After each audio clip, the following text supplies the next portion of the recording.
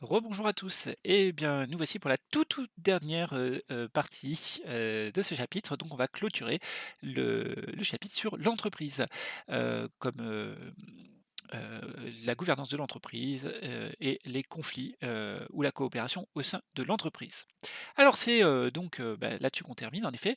On a vu que l'entreprise pouvait être un lieu de conflit entre propriétaires, conflit entre propriétaires et dirigeants qui est réglé par la mise en place d'une rémunération qui incite les dirigeants à se comporter dans l'intérêt, des propriétaires et à faire donc une sorte d'alliance de classe entre propriétaires et dirigeants, dans le cadre des parties prenantes de l'entreprise et on a vu après coup qu'il pouvait donc y avoir un autre conflit plus connu entre cette fois les, travailleurs, et les, employeurs pour aller vite, employeurs qui regroupent cette fois à la fois les propriétaires et les dirigeants.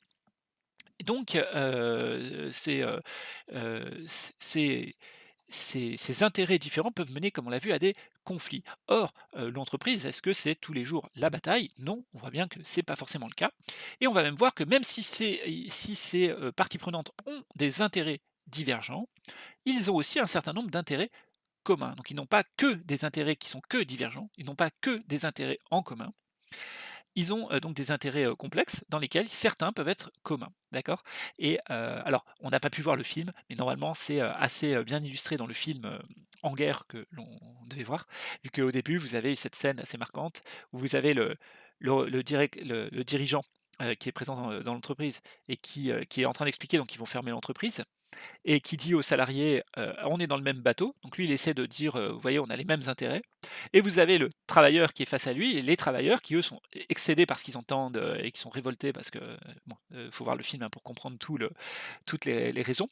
Film qui est basé que sur des faits réels, hein, d'accord? Alors ils sont, mis ensemble, regroupés dans le cadre d'une entreprise fictive, mais tout ce qui est présenté là est, strictement réel. C'est arrivé, à l'exception de, alors il y a deux trois choses où ils ont changé l'histoire de ce qui s'est passé. Ils l'ont tourné un petit peu différemment, mais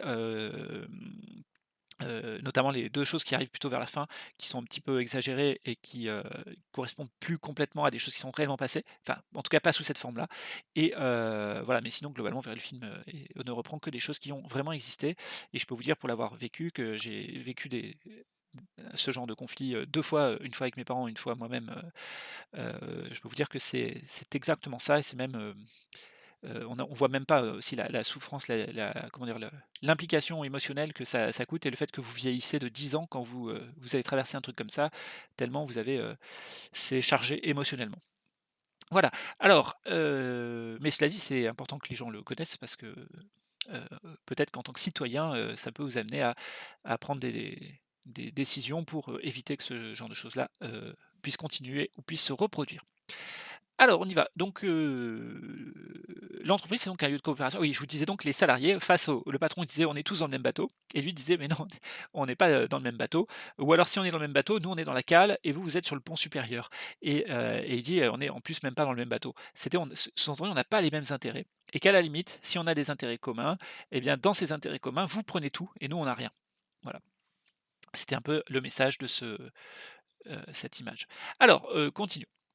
Donc la démarche participative, qu'est-ce que c'est? Alors le but, ça va être oui, le but c'est de voir que les intérêts des différentes parties prenantes de l'entreprise sont, malgré des risques évidents de conflit, en partie convergents. Donc qui convergent, c'est-à-dire qu'ils vont vers le même but. Et ces parties doivent donc coopérer dans leur propre intérêt et celui de l'entreprise, celui du collectif. D'accord? Donc il va falloir, il y a les intérêts individuels qui sont particuliers et donc là, il va falloir trouver un moyen que ces individus, finalement, se constituent en corps collectif et agissent en fonction de l'intérêt, cette fois, du collectif et non plus, de leur intérêt individuel, heu voilà. Alors on y va. La démarche participative. Jean-Michel Dardour, président directeur général de Tapon France. Donc c'est un dirigeant d'entreprise, hein. Donc Tapon France, entreprise de capsules de bouteilles, hein, les capsules que vous avez sur les, je sais pas, les canettes, par exemple. Alors, Tapon France a mis en place une nouvelle organisation du travail en 4 équipes, 24-24, 7 jours sur 7, sur certaines périodes de l'année, pour améliorer sa compétitivité sur un marché mondialisé éminemment concurrentiel. Donc vous voyez qu'on a des entreprises ici en concurrence. Si vous n'êtes pas compétitif, votre entreprise peut fermer et donc vous êtes en lutte contre d'autres entreprises, hein. Donc on verra que par exemple, cette démarche participative là qu'on instaure au niveau d'une entreprise, peut-être que dans certains cas, ça pourrait valoir le coup aussi de l'étendre à des échelles encore plus importantes pour améliorer la coopération à des échelles plus grandes. Mais attention, il ne faut pas que la coopération, ce soit celle, on l'a déjà vu, des monopoles, hein, ou des ententes d'oligopole. Il faut que ce ne soit pas la coopération de personnes qui cherchent à tirer un maximum de profit, il faut que ce soit d'autres types de coopération, hein. On est, voilà. Alors, la compétitivité, qu'est-ce que ça veut dire ce mot? Compétitivité, c'est notre capacité à affronter la compétition, la concurrence. Et donc la compétitivité, c'est, notamment, ça se voit pour une entreprise dans ses parts de marché. Voilà, une entreprise qui est dans ses résultats. Donc une entreprise qui est compétitive, elle arrive à défendre ses parts de marché, voire à les augmenter. Elle est, sur le marché, les gens la sélectionnent, voilà, ils font appel à elle pour, ils achètent ses marchandises. Voilà, donc une entreprise est compétitive, pour 2 raisons. Soit parce que alors c'est pas là du tout la raison principale, mais c'est celle qui nous vient en premier à l'esprit, bah, parce que ses prix, sont, meilleurs, d'accord? Donc, en général, si vous avez 2 produits identiques, bah, vous prenez le moins cher, hein, c'est s'ils sont identiques. Mais on le voit, dans ce que je viens de dire, il y a le côté s'ils sont identiques.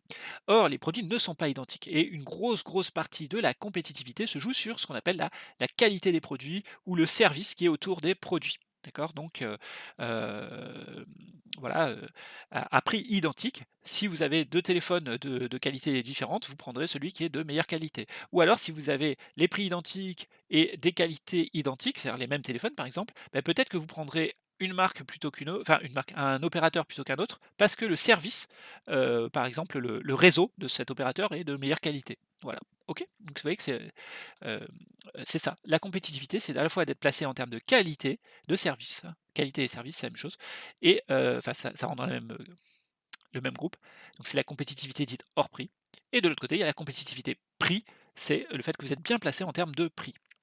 Continuons. Donc eux, il faut qu'ils restent compétitifs, donc à la fois en prix et hors prix. Alors ils ont changé leur organisation. OK, continuons. La démarche très participative a consisté à élargir les traditionnels interlocuteurs, partenaires sociaux, à plusieurs groupes de travail qui ont balayé tous les aspects de cette nouvelle organisation. Donc c'est-à-dire que les partenaires ce qu'on appelle les partenaires sociaux, alors le mot de partenaires sociaux est très, contesté, hein, parce que partenaires sociaux, ça sous-entendrait qu'ils soient justement, assez copains et tout ça.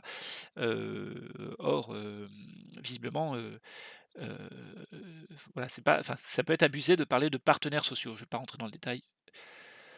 Hem, Vu qu'ils sont en train c'est des personnes qui sont en train de se battre dans un conflit, du travail, même si ils peuvent se coopérer, ils ne sont pas pour autant, complètement partenaires, hein. On C'est ça l'idée. Le côté partenaire a tendance à masquer le côté conflit, justement. Alors, les partenaires sociaux, c'est souvent ce qui désigne on désigne les syndicats et le patronat, les représentants du patronat, on les appelle pris ensemble les partenaires sociaux et je redis, c'est, discutable comme appellation. Alors, ils se sont mis d'accord donc sur quoi? Sur la pénibilité, c'est-à-dire la difficulté du travail, hein, l'intensité du travail, et cetera, hein, là notamment, il faut travailler 7 jours sur 7, c'est-à-dire le dimanche, 24 heures sur 24, c'est-à-dire qu'il y a des gens qui vont travailler la nuit. Donc vous voyez qu'en termes de pénibilité, il peut y avoir des problèmes. Notamment travail de nuit, éventuels jours fériés, contraintes familiales liées au travail le week-end, amélioration des conditions de travail, des salles de repos, des vestiaires, etc. Finalement, les organisations syndicales ont signé cet accord à l'unanimité. Aujourd'hui, grâce à cette organisation, l'entreprise est beaucoup plus compétitive et les salariés ont été associés au projet depuis le début du processus jusqu'à sa mise en place. Un groupe de travail continue de suivre a posteriori l'adéquation du quotidien avec les accords signés. Ok. Alors, voilà, ça nous présente un truc. Alors, attention, est-ce que d'après vous, ce document est totalement neutre? Hop, qui est l'auteur? L'auteur est Sophie de Menton. Sophie de Menton, peut-être vous connaissez, c'est une essayiste, enfin, comment dire? Elle intervient par exemple aux Grandes Gueules. C'est une personne qui est très classée, libérale, hein, pour aller vite et donc voilà, là, qui a fait un papier, alors bizarrement pour, le gouvernement, hein, de travail, ça donne peut-être un placement des gouvernements actuels. et donc qui avait fait un truc qui s'appelait carnet de route de la RSE. La RSE, c'est la responsabilité sociale des entreprises, on en parle, juste à la fin. C'est un truc que peuvent faire les entreprises, mais sur la base du volontariat. Donc c'est les dirigeants d'entreprise qui peuvent lancer ce genre de procédure, mais c'est sur une base un peu volontaire, donc c'est pas très contraignant. Voilà.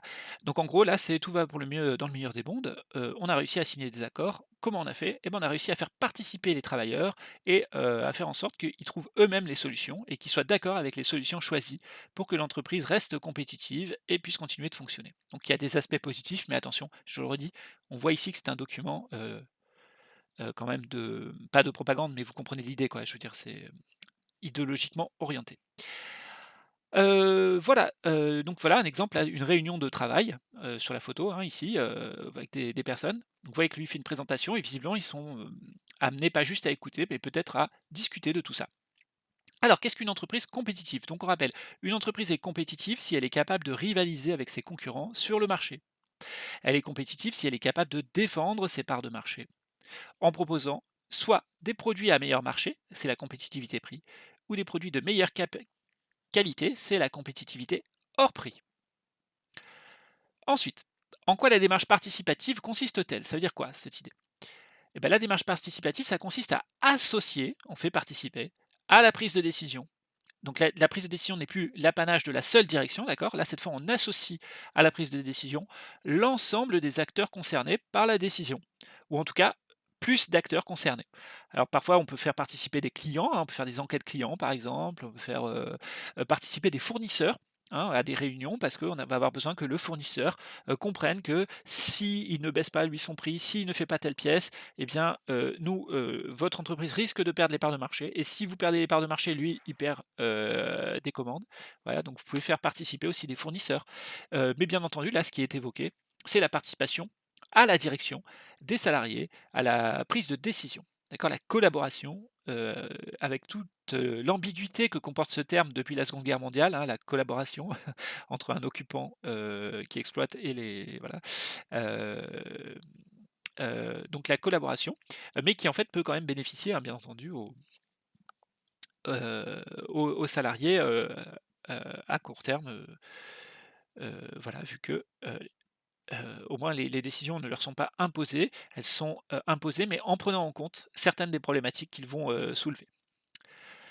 Question suivante. Quels ont été les résultats de cette démarche pour l'entreprise Tapon? Alors, selon le document, hein, bien sûr, je n'ai pas détaillé trop, bah, cette démarche a permis ou aurait permis à l'entreprise de gagner en compétitivité. La démarche participative a permis ici d'améliorer l'organisation de la production, en faisant en sorte, en tout cas, bah, que on prenne en considération à la fois la nécessité pour l'entreprise bah, de rester compétitive, et de l'autre, les contraintes, notamment familiales et autres, des salariés. Ça a aussi sans doute renforcé l'adhésion des équipes aux décisions prises, d'accord? Comme vous avez participé, alors c'est une des ambiguïtés, hein, de la participation, bah, c'est que, comme vous y avez participé, même si vous n'êtes pas complètement d'accord, bah, le fait que vous ayez participé, vous êtes engagé dedans, si vous voulez et donc voilà, bah, de fait, vous êtes moins légitime si vous voulez la contester. Donc c'est ambigu, hein. D'un côté, ça va renforcer votre adhésion, votre compréhension des décisions prises, donc ça peut être le côté positif. Le côté négatif, c'est que même si les décisions prises finalement vous sont largement imposées et qu'il y aurait d'autres décisions possibles qui ont été ignorées, malgré tout, comme vous avez participé à ce truc-là, vous êtes beaucoup moins légitime pour contester les aspects négatifs des décisions qui sont finalement prises.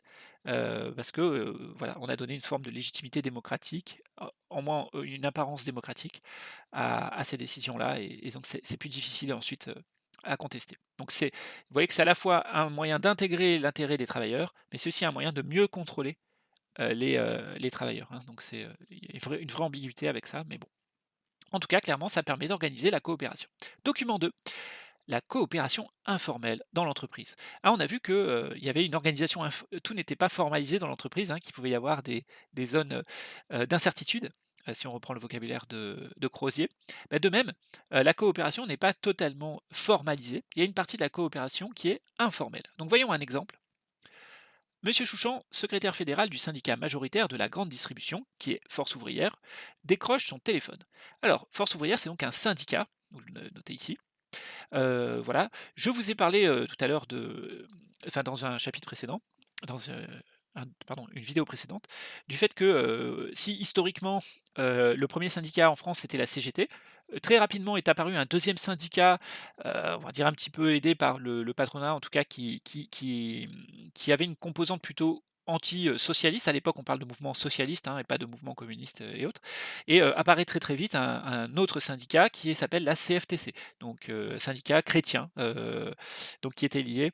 Alors, globalement, hein, vous pouviez aller il y a, un grand nombre d'idéologies, hein, qui s'affrontent, mais parmi les grandes, grandes forces idéologiques, vous aviez, qui s'opposait à un camp plutôt socialiste, plutôt, l'intérêt des travailleurs. Vous aviez ce qu'on appelait un camp chrétien, qui était plutôt axé sur la charité, sur des choses comme ça, et sur, à éviter les conflits, du travail, à nier, éventuellement à les nier, et vous aviez bien sûr un camp plutôt des propriétaires, et donc voilà, s'il y avait un syndicat des travailleurs, CGT qui était plutôt côté socialiste, vous avez un autre syndicat qui était, de fait, qui a été aidé souvent par le patronat à ses débuts, notamment, qui était la CFTC, et qui a pour autant mené des luttes, très intéressantes et cetera. C'est pas, je ne fais que signaler quelques éléments rapides d'histoire, syndicale, et voilà.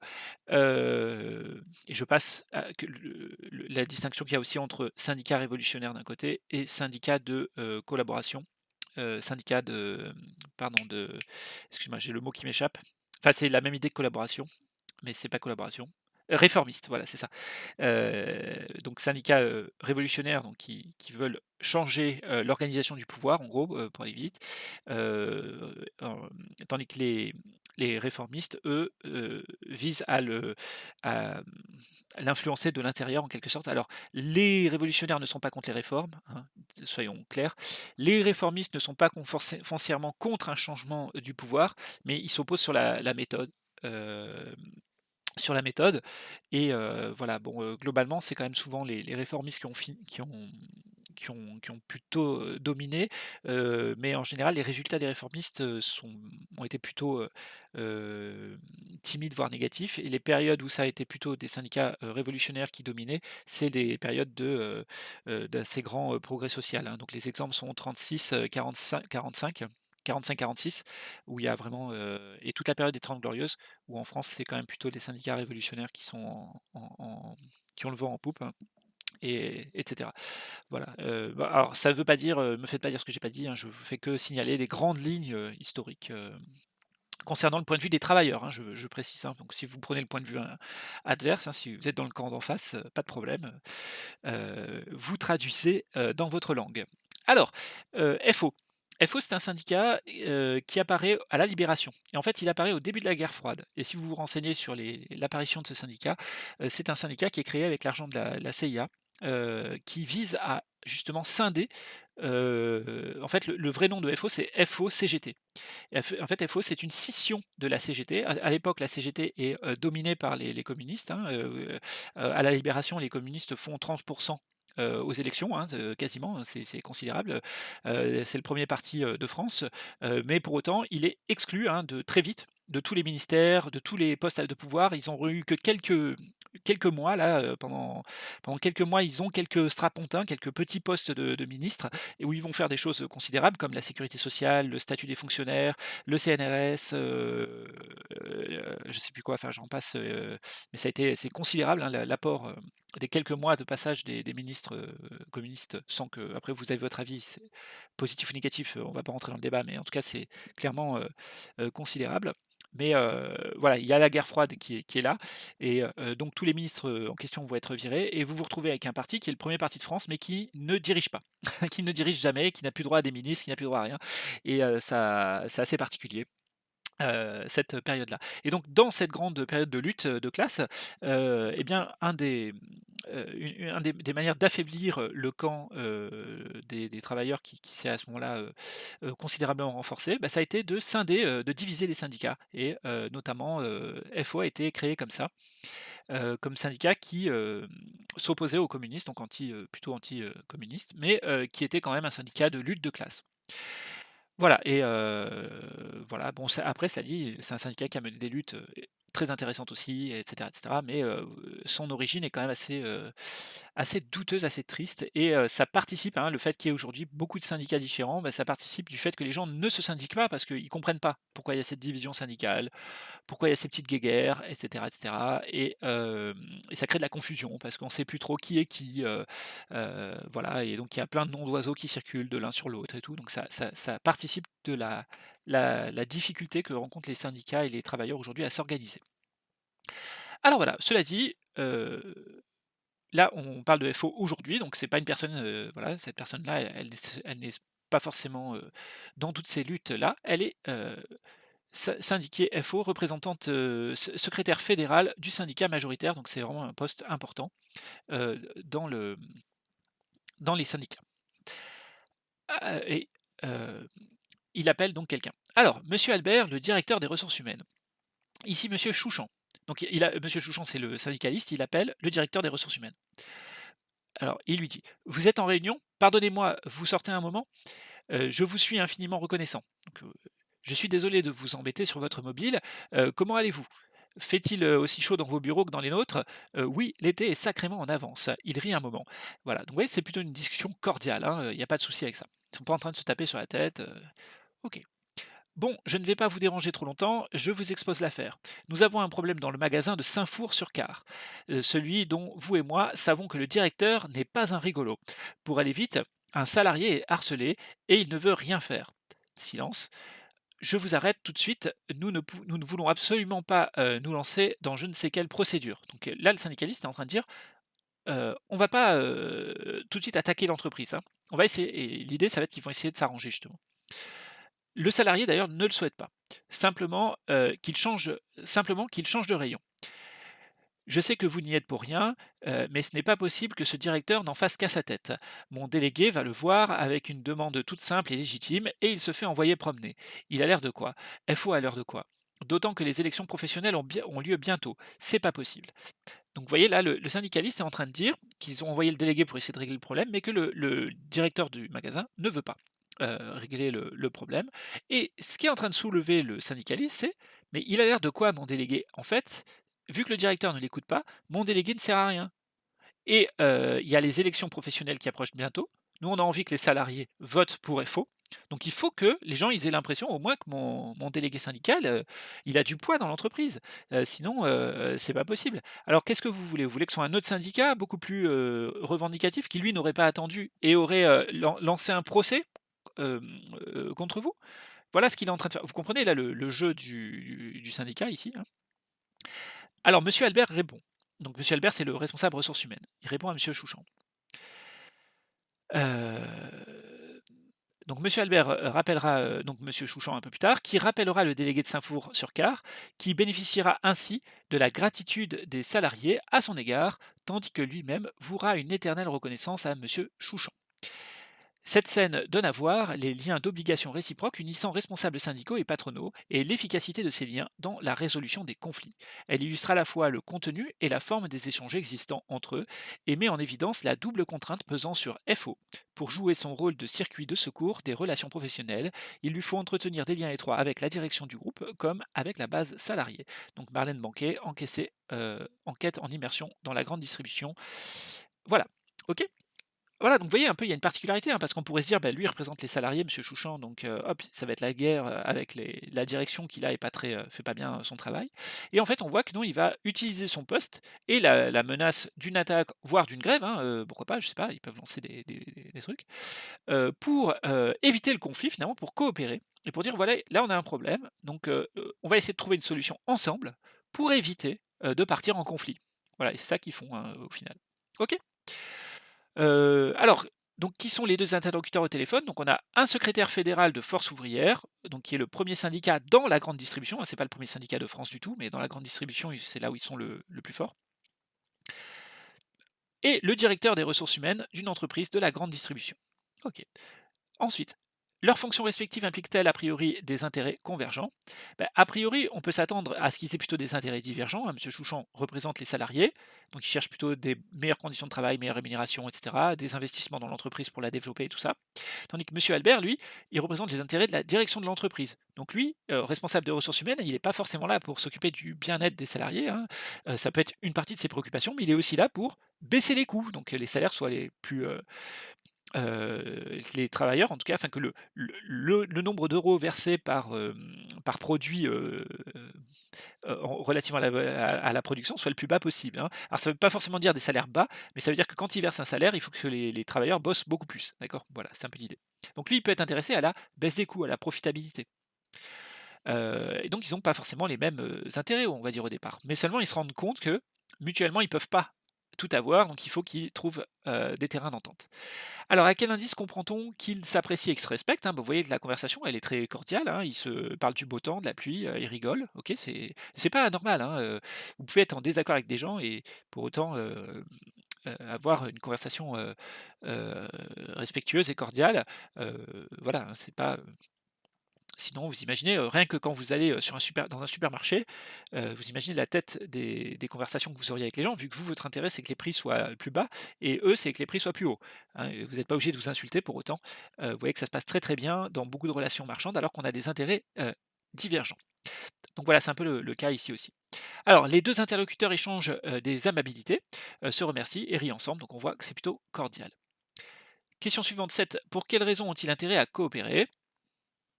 Eh bien, le directeur des ressources humaines, lui, trouve dans le leader syndical un interlocuteur et un relais. C'est-à-dire que s'il y a des choses, plutôt que de risquer le conflit social ou plutôt que d'avoir à parler à des centaines de salariés, il peut discuter avec, ce leader syndical qui va lui, faire part des revendications, des points de vue des salariés et donc il a un interlocuteur et un relais, qui peut être efficace pour résoudre des conflits potentiels dans l'entreprise, pour éviter des conflits. Alors le conflit, je vous ai dit, ça ne veut pas forcément dire que c'est négatif. Par contre, un conflit peut être très négatif dans le fonctionnement d'une entreprise, hein.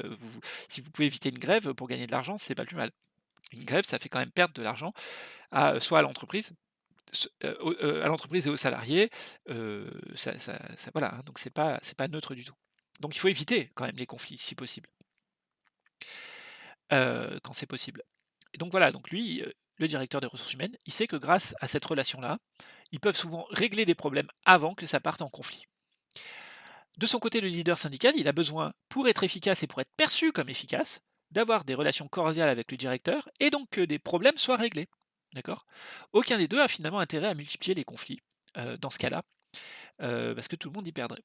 Même si vous voyez que ça crée une forme d'ambiguïté, ça peut créer des problèmes, hein, cette situation, hein, vous le voyez immédiatement, je suppose, hein, c'est pas, il y a un côté pas très sain, pas très sain, mais qui peut paraître ambigu, hein. C'est quand même, voilà, ça qui peut être difficile à saisir au premier abord.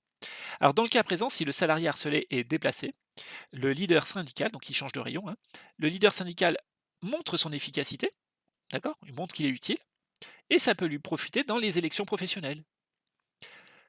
Tout en améliorant la situation du salarié, parce que le salarié, il remerciera monsieur Chouchan, il remerciera le délégué syndical, local, parce qu'ils ont réglé son problème.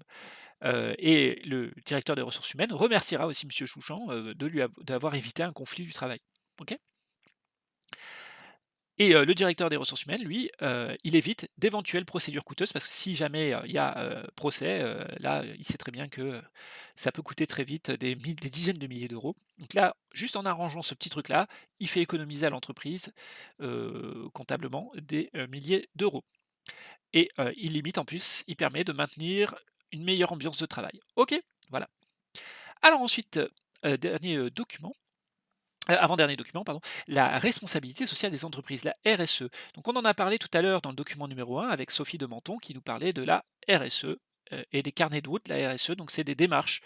En fait, elle fait une liste de démarches qu'ont mis en place des entreprises pour, améliorer, la responsabilité sociale des entreprises. Alors maintenant, on parle même de responsabilité sociale et environnementale, d'accord?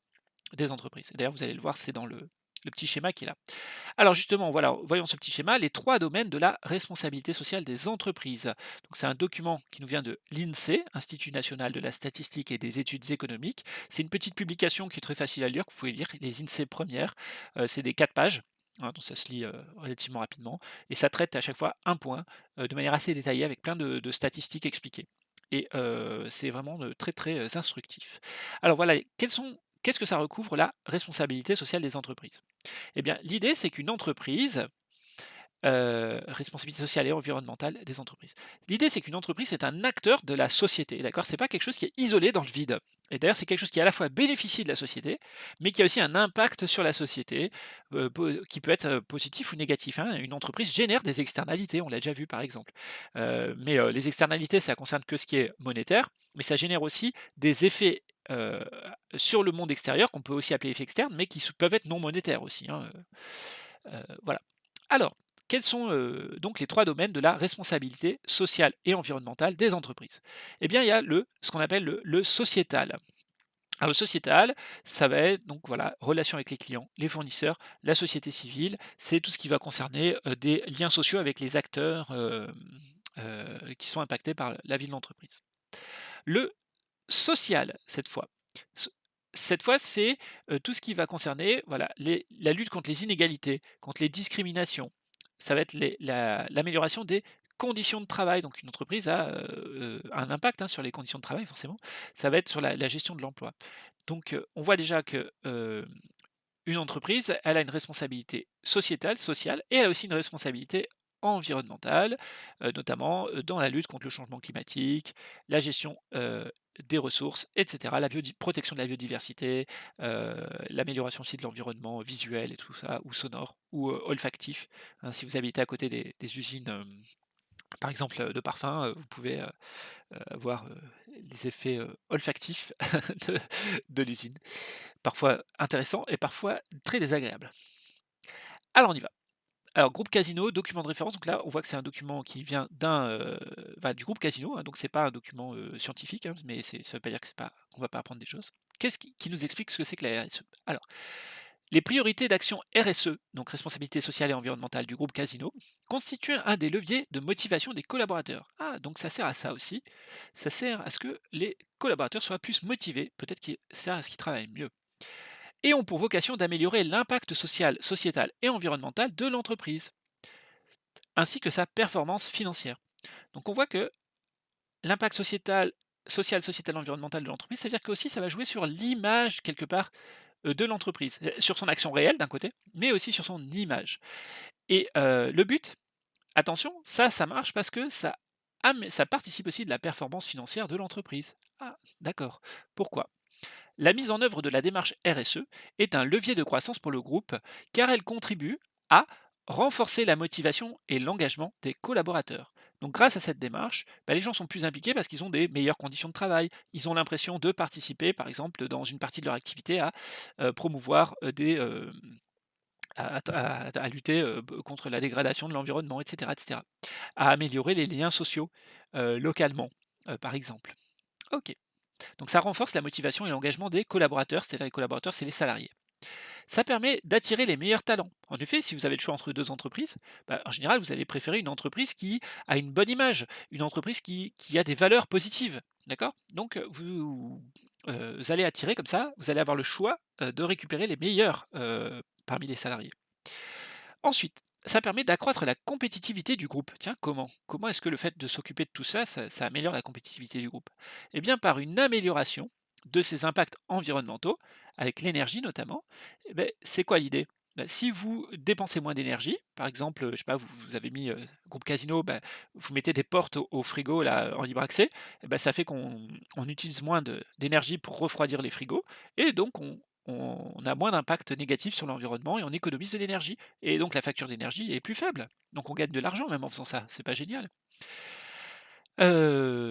Ensuite, ça permet aussi de développer les ventes de produits et services responsables et innovants, qui sont des produits à forte, croissance. Donc par exemple, les produits bio. vous allez mettre en avant les produits bio. Vous allez mettre en avant les producteurs locaux. De plus en plus, vous avez peut-être entendu, il y en a même qui ont fait de la pub récemment, parce qu'ils disaient: «Bah, dans nos rayons, vous allez trouver les producteurs locaux et donc venez chez nous, venez chez Intermarché ou chez je sais pas qui, parce que vous allez trouver les producteurs du coin». OK. Hem, voilà et donc vous voyez que ça fait venir des clients aussi. Ça favorise aussi les relations de confiance et de long terme avec nos parties prenantes. Qui sont les parties prenantes? Bah, c'est les clients, les fournisseurs, les actionnaires, les pouvoirs publics, et cetera. Voilà, donc vous voyez que la RSE, c'est un truc qui est pas obligatoire, hein, mais vous voyez que ça peut avoir un impact, hein, le but, c'est pas juste d'être efficace, enfin, des fois, il faut toucher à des petites choses autour pour gagner en efficacité, dans l'organisation du travail d'une entreprise. Alors, selon la définition de la Commission européenne de 2011 qui avait imposé ce truc-là, la responsabilité sociale ou sociétale ou environnementale des entreprises, ça désigne la démarche de respect du développement durable pour les entreprises. C'est quoi? C'est la responsabilité des entreprises vis-à-vis des effets qu'elles exercent sur la société. Ok, donc l'entreprise va être responsable des effets qu'elle génère sur la société, donc sur les travailleurs avec leurs conditions de travail, que ce soit par rapport à leur famille, hein, par exemple pour les horaires, que ce soit par rapport à leur santé, ça va être sur, pour la gestion de carrière aussi, hein, voilà. Ça va être le sociétal avec en créant du lien social, d'entreprises qui vont créer du lien social et ça va être avec l'environnemental, vu qu'on va, éviter d'avoir des impacts négatifs sur la société. Voilà, OK. Alors qui sont les parties prenantes de l'entreprise? On l'a déjà dit, c'est tous les acteurs, qui ont un quelconque intérêt, propriétaires, salariés, dirigeants, mais c'est aussi les fournisseurs, les clients, les collectivités territoriales et c'est aussi les riverains. Donc je vous ai donné l'exemple, industrie du parfum, bon, bah, les riverains sont intéressés aussi par, qu'il y ait pas de rejet, dans l'eau, de rejet de produits chimiques dans l'eau, qu'il y ait pas trop de mauvaises odeurs, qu'il y en ait un minimum et cetera, par exemple. Question suivante, la démarche RSE engagée par le groupe Casino va-t-elle à l'encontre des intérêts économiques et financiers de l'entreprise? Alors on pourrait se dire ça au début, mais en fait pas du tout. D'ailleurs, c'est une démarche volontaire et il est très rare que les entreprises s'amusent à se mettre des bâtons dans les roues toutes seules. Donc en fait, elles vont le faire essentiellement là où ça peut les intéresser. Donc non, ça ne s'oppose pas aux intérêts économiques de l'entreprise.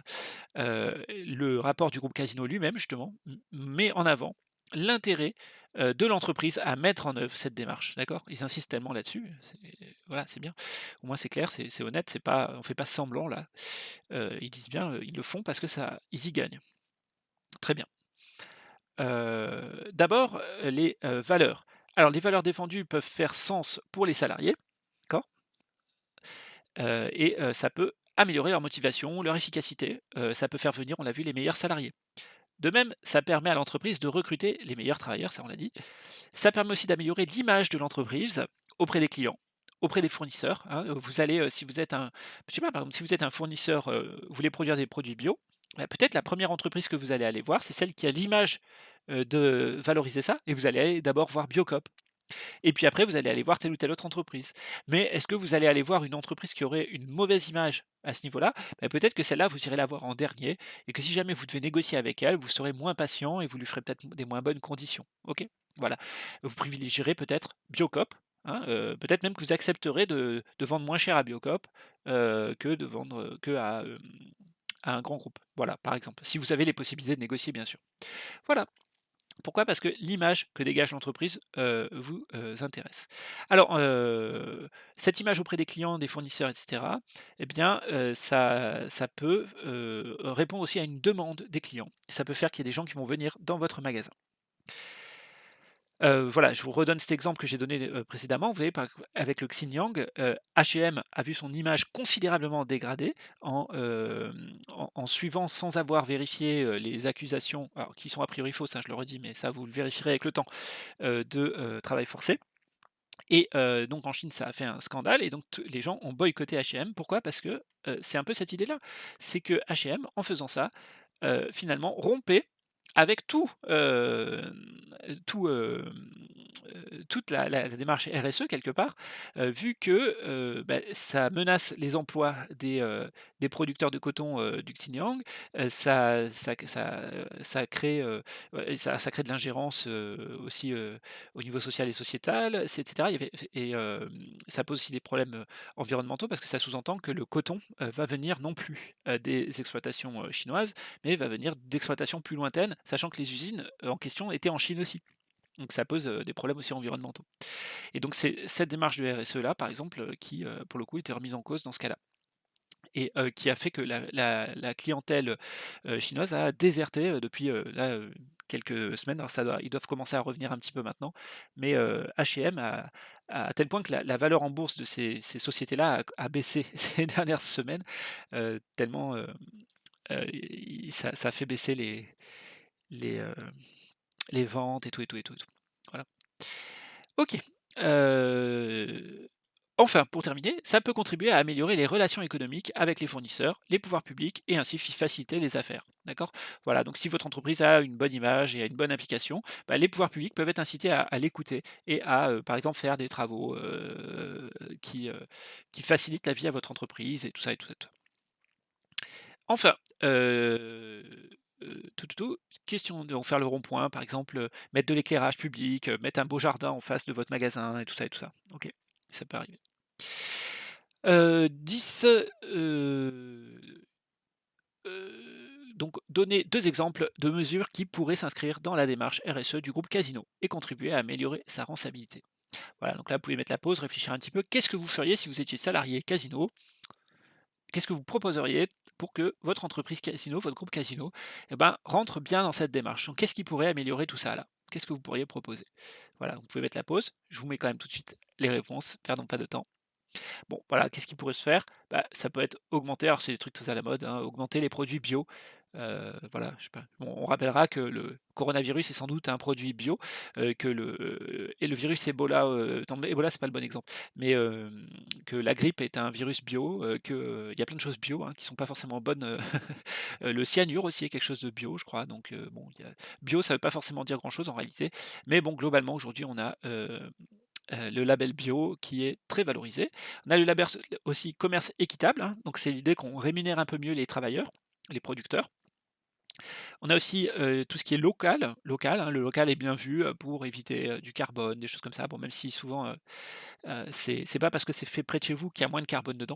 Il y a des faux calculs comme ça. Assez bizarrement, par exemple, des fois un produit qui a traversé, la mer, mais sur un cargo tellement gros que comment dire? Ce qu'il va consommer en gaz à effet de serre, pour sa production et pour sa circulation, heu, est amorti sur une quantité telle de marchandises que vous retrouvez finalement avec des marchandises qui des fois ont fait des milliers de kilomètres sur un cargo, qui finalement ont un contenu moins chargé en CO2 que, le producteur de fromage de chèvre qui, fait, 30 kilomètres pour descendre en ville avec sa camionnette, mais pour livrer, 200 fromages, j'en sais rien, je dis n'importe quoi. Et bah, il se trouve que assez bizarrement parfois alors je prends c'est caricatural, hein, ce que je dis, hein, mais globalement quand même, quand c'est plus près, il y a moins de CO2, hein, que ce soit clair.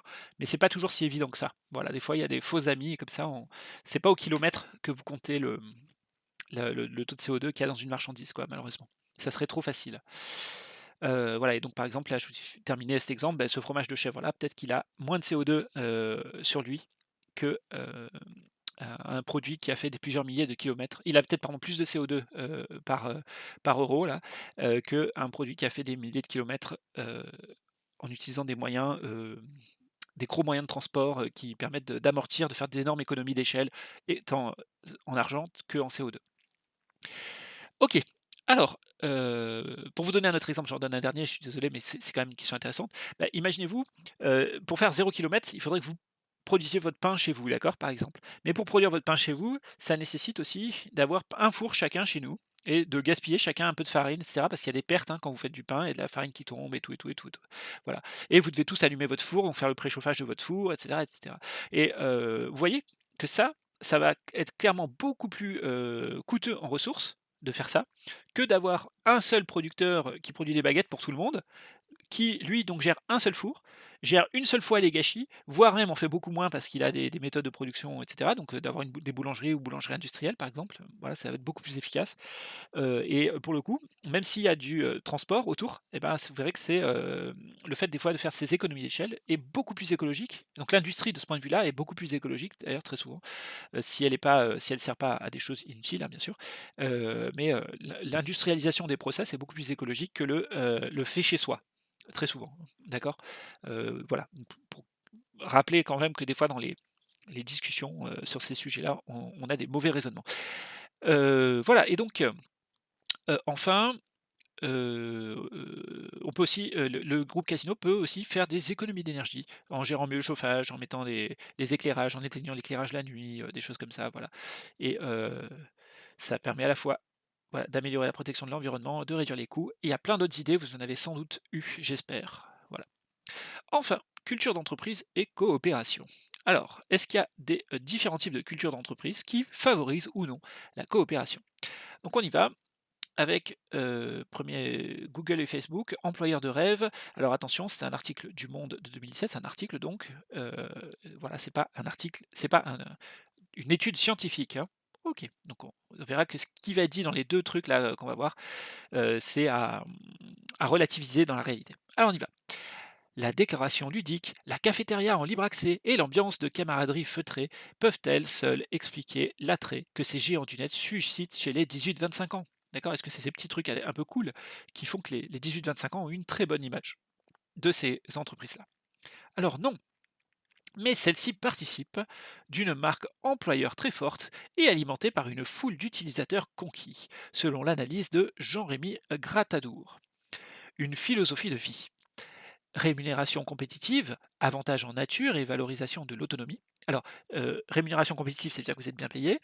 Avantage en nature, ça veut dire que vous avez un avantage en nature, c'est, quelque chose qui c'est un avantage, quelque chose que vous recevez, mais qui n'est pas de l'ordre qui n'est pas de l'argent. Donc par exemple, vous avez droit à une voiture, vous avez droit à un logement, vous avez droit à utiliser, internet gratuitement, je sais pas, vous avez un téléphone, vous avez, hem, voilà, OK, c'est ça les avantages en nature, c'est des biens ou des services auxquels vous avez accès, heu, gratuitement ou à des prix, quand c'est à des prix, ça peut être à des prix très avantageux.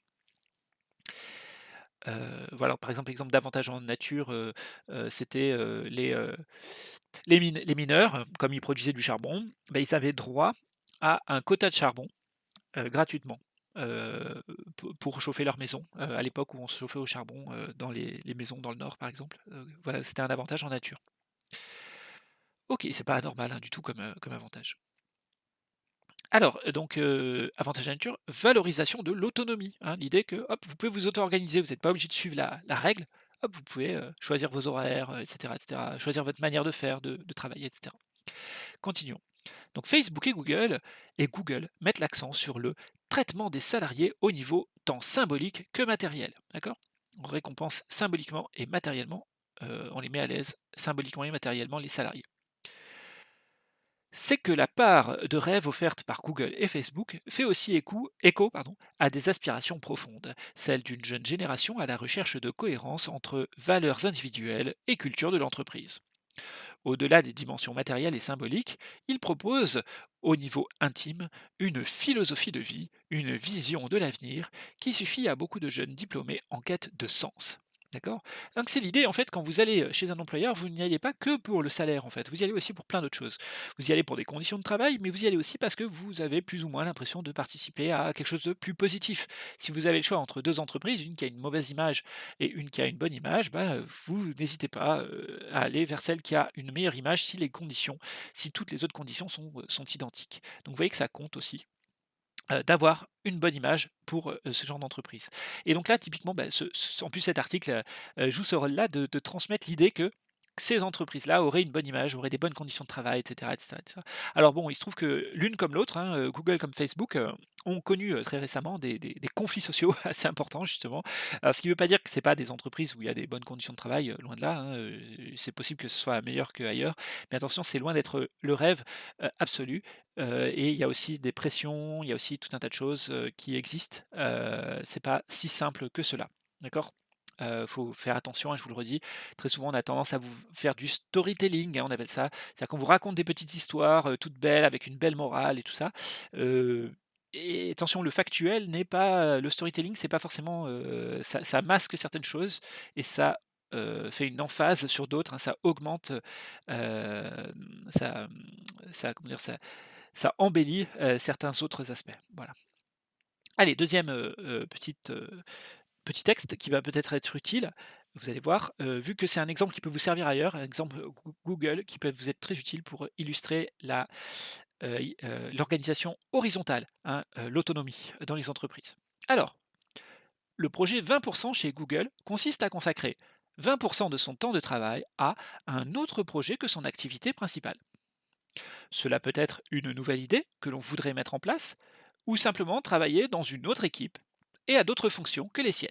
Hein, vous voyez, on retrouve là l'organisation, la firme J, où vous pouvez travailler dans d'autres secteurs que le vôtre et donc développer d'autres compétences. Et donc peut-être ça peut vous donner des idées, ça peut améliorer votre productivité, ça peut faire plein de choses. Ça peut être bon aussi pour votre morale, de pas toujours faire la même chose, de changer un petit peu d'air, etc., etc. Voilà. Et sinon, il y a le côté autonomie qu'on a vu, hein. Vous pouvez mettre en place une nouvelle idée, que voilà, vous expérimentez quelque chose. De cette initiative, d'ailleurs, de cette initiative sont nées des grandes innovations chez Google, comme Google Maps, Google Arts and Culture. Alors autant celui-là je ne connais pas tellement, autant Google Maps je pense on est beaucoup à déjà avoir utilisé Google Maps. Voilà, ça c'est né, d'un travailleur qui ne faisait pas ce qu'il avait à faire, vu qu'on lui donnait 20 du temps, enfin d'une équipe qui s'est mis à travailler là-dessus, dans cette période des 20 et qui a commencé à développer le truc. Alors après bien sûr c'est devenu, une part à part entière de l'entreprise, mais voilà. OK.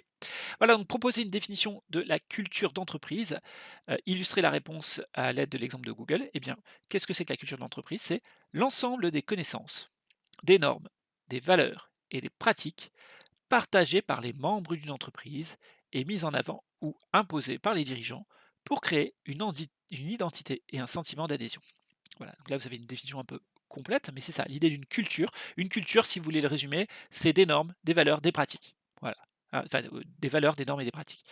Et dans une entreprise, eh bien, c'est donc les valeurs, les normes et les pratiques de l'entreprise, mais bien entendu, c'est pas celle, c'est pas fait par un sondage, auprès des salariés. C'est quelque chose qui est progressivement imposé par le management, par un certain type de management. Donc vous avez plein de c'est-à-dire que la même entreprise qui enfin, des entreprises qui font les mêmes choses peuvent s'organiser et avoir des cultures radicalement différentes et ça peut modifier les produits qu'ils proposent ou ce qu'on attache à ces produits. D'accord? Ce qu'on attache symboliquement. Alors par exemple, prenez l'exemple de Apple, il y a toute une mystique, autour d'Apple, complètement, enfin c'est assez étonnant, de voir à quel point il y a les gens s'imaginent des trucs autour d'Apple et attachent à cette marque donc des valeurs, des tas de trucs, en plus quoi, parce qu'ils maîtrisent extrêmement bien justement leur storytelling l'image, la culture de leur entreprise et cetera. Ça a été beaucoup travaillé, hein, chez eux. Alors Google a essayé de faire la même chose et la plupart des marques aujourd'hui essaient de faire la même chose. Alors l'entreprise Google met en avant donc quoi? Alors quelles sont les valeurs qui s'attachent à Google? Qu'elle essaie d'attacher à vous voyez que c'est pas ça va pas être le cas de toutes les entreprises, hein. Vous allez avoir des entreprises, ça va être radicalement inverse, hein. Google met en avant quoi? La modernité, d'accord? Mais, vous avez d'autres entreprises qui mettent en avant, la tradition, par exemple, c'est pas forcément la modernité, hein, ça peut être, l'inverse. Donc eux, c'est la modernité, l'innovation, l'autonomie, d'accord? Et c'est proche de l'utilisation, hein, que nous on espère faire de Google. C'est ce côté, on y va quand on veut, comme on veut. On a besoin de quelque chose qui soit, innovant, moderne, voilà, et cetera. Google aussi, alors que c'est une entreprise, privée qui s'accapare des choses de manière privative, met beaucoup en avant la coopération, d'accord? Et beaucoup de gens, hein, dans l'internet, il y a eu de grosses luttes au début, enfin des grosses luttes. Il y a eu des luttes au début de l'internet, entre, plusieurs types d'internet, un internet très coopératif et un internet plutôt privé. Bon, aujourd'hui, c'est plutôt par la force des choses, l'internet privé qui, a tendance à l'emporter, pas forcément pour des raisons de qualité, mais, pour des raisons de puissance économique, hein, et puis du fait que les États ne s'organisent pas pour organiser la production de l'internet différemment, mais bon, peu importe. Donc aujourd'hui, c'est plutôt l'internet privé qui l'emporte. Cela dit, Google récupère quand même chez les internautes, cette envie de coopération, de partage, et cetera, de gratuité, apparente et tout ça. D'accord? Mais donc la coopération, elle le remet aussi dans, les valeurs, dans l'entreprise. Pareil pour la confiance, hein, normalement vous devez attacher, une certaine forme de confiance aux produits, à l'information Google, et bien là, c'est pareil, confiance chez les salariés, on fait confiance aux salariés, et on le retrouve. Voilà et bonheur au travail, donc bonheur qu'on retrouve déjà dans ce nom-là qui vise à être, à avoir un nom un peu marrant, un peu sympathique, hein, Ça démarre avec Go normalement, c'est Google, mais heu, c'est on retrouve cette idée de bonheur et l'idée, c'est que l'entreprise soit aussi un lieu où on s'épanouisse et cetera. Donc je vous ai déjà dit, hein, il y a eu des mouvements sociaux, un management qui est pas si simple en réalité et donc la communication et entre la communication et la réalité, il y a bien sûr des fois des grosses nuances.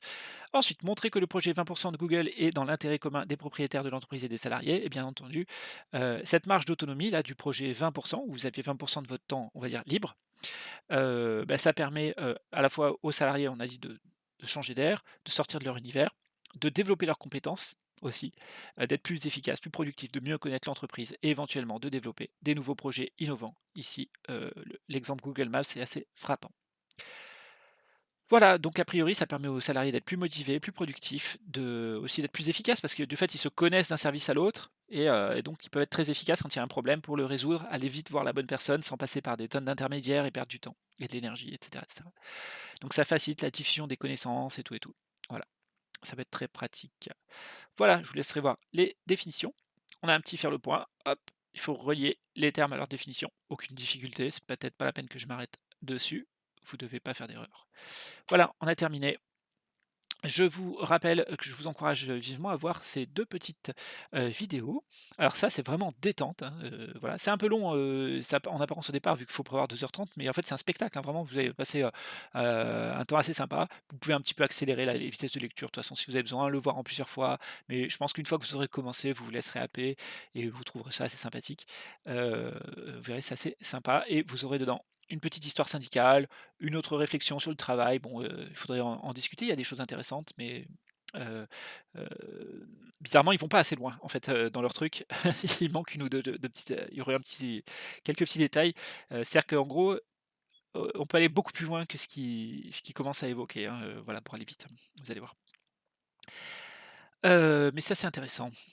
Et là, une vidéo plus courte, alors ça, c'est très intéressant si vous voulez vraiment mieux comprendre ce que c'est que les scopes, ce que c'est que les questions de conflit du travail et aussi de coopération. C'est un exemple aussi que vous pouvez réutiliser dans vos copies et c'est aussi un exemple à suivre et puis c'est des gens qu'il faut surtout soutenir parce qu'ils sont exemplaires et je les connais personnellement. J'ai, pu, les accompagner sur la fin de leur lutte également. Voilà, je peux et c'est en plus, ils font un produit de très bonne qualité, notamment celui qui est là, le thé noir, fines épices, hein, si vous le trouvez, bah, prenez-le, vous allez voir même si vous n'êtes pas des fans de thé, bah, ça, vous allez quand même peut-être, trouver ça sympa. Voilà, et si, vous êtes amateur de thé, n'hésitez pas. Vous pouvez d'ailleurs commander sur leur site, faire commander à vos parents, ou vous commander sur leur site, du thé si jamais vous ne le trouvez pas dans vos magasins et sinon, bah, faites en sorte dans les magasins, même s'ils sont un peu plus chers, et bah, filez quelques euros ici. Il faut savoir que ça reste, c'est comment dire?